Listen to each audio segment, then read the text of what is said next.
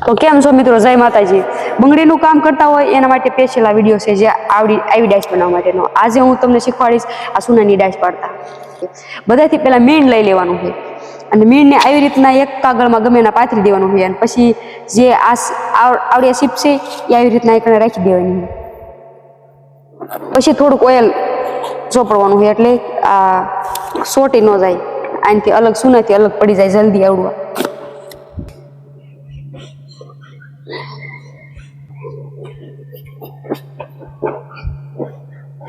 પછી આ લાદીનો કટકા હોય ને ઓઇલ ચોપડી થોડું થોડું અને આવી રીતના રાખી દેવાનું. જો આવી રીતના પેલા આવું ફર્મો બનાવી લેવાનું છે, બધી બાજુ લાદીને કટકા મૂકી દેવાના છે, વસાળે આ જે શીપ કાઢવાની છે એનો ફર્મો બનાવેલો છે અને પછી એ સૂનો અને પાણી મિક્સન કરીને એમાં રેડી દેવાનું. એક કરો આમ મળે જ ને બધી રેડી જ છે. જો આવી રીતના સૂનો બનાવી નાખવાનો છે. જો આવી રીતના સૂનો એટલો ઘાટો થઈ જાય એટલે આની માથે નેડ દેવાનું.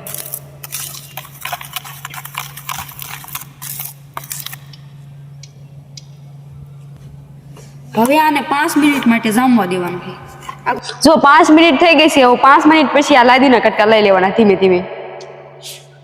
આ જામી જશે એટલે આ લાદીના કટકા અલગ થઈ જશે. આવી રીતના ધીમે ધીમે આ ઉખાડી લેવાનું છે.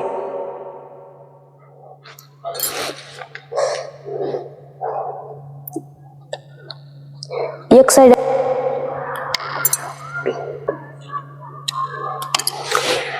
પછી આવી રીતના ઉખાડી લેવાનું. જોઈ લો.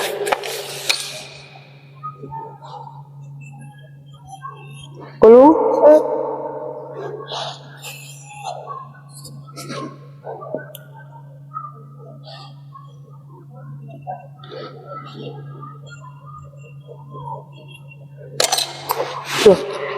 આ થઈ ગઈ રેડી ડાશ.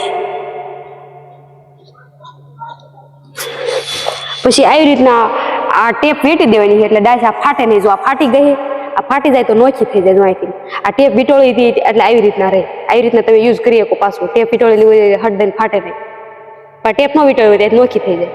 આવી રીતના રેડી.